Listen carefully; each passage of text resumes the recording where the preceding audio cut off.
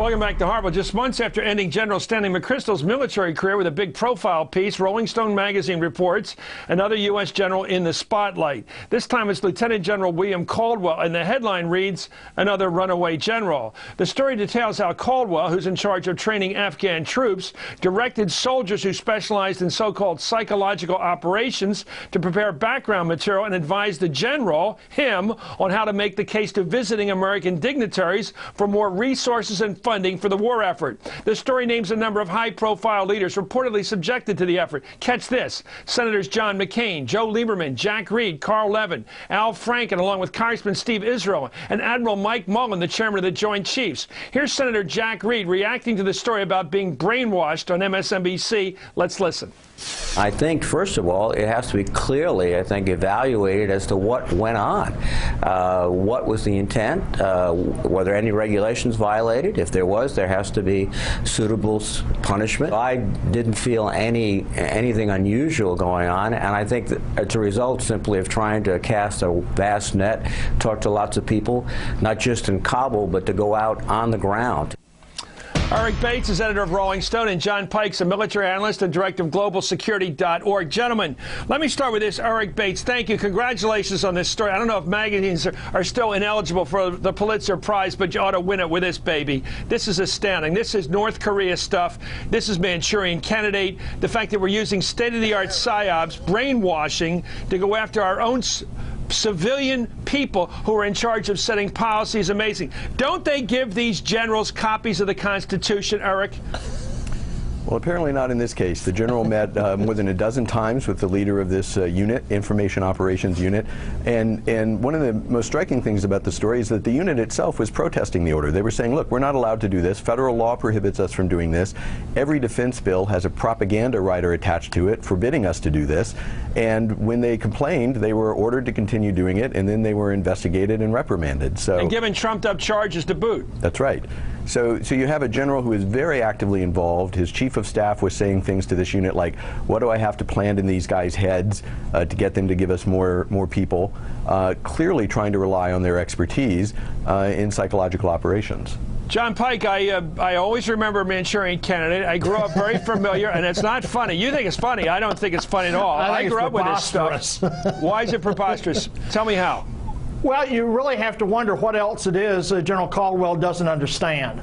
I mean, here he has long been an advocate of what he calls strategic communications, that you need to coordinate your public affairs operation, your government relations, and your propaganda against the enemy.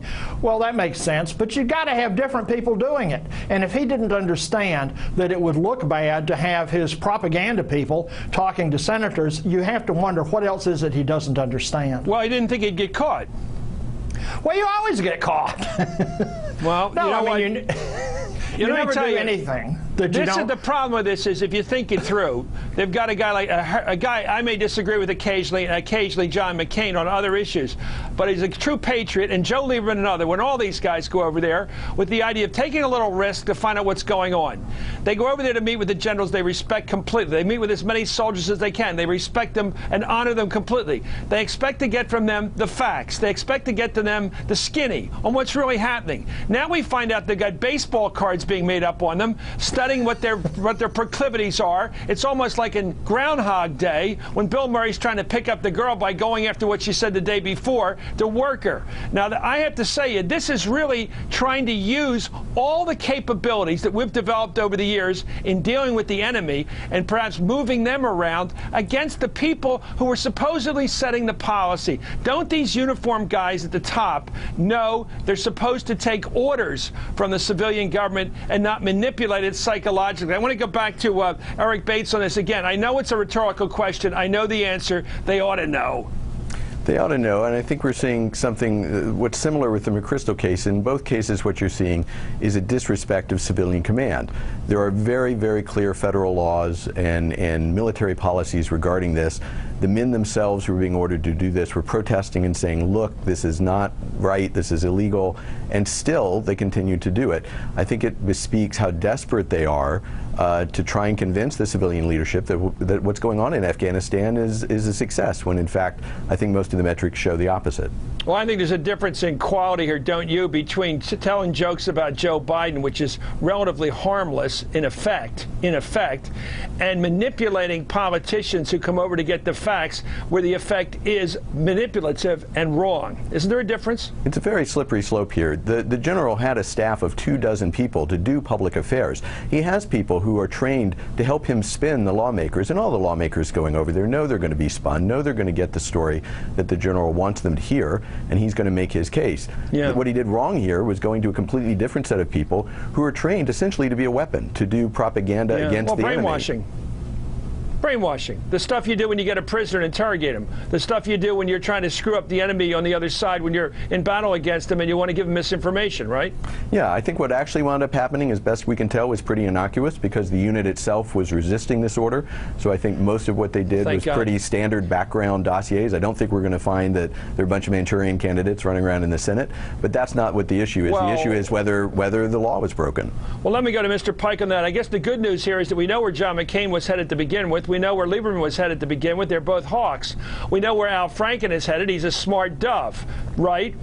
Right. So they weren't really manipulated. In effect, there was an attempt to try to move these people around politically. Thank God our politicians are better at politics than the generals are. Even their psyops people are, probably. Well, no, I think that most of these people who went over there, they pretty much knew where they stood on this. They knew the right questions to ask. The problem, of course, is that for those of us who are old enough to remember it, in 1968, you had Governor Romney, who was a presidential candidate, coming back from Vietnam and saying that he had been brainwashed about the Vietnam War. Now, anybody who doesn't remember that and anybody who doesn't worry about avoiding that kind of perception, I just have to wonder what else is it that they don't understand. Well, we've had a recent press secretary or president who never heard the Cuban Missile Crisis.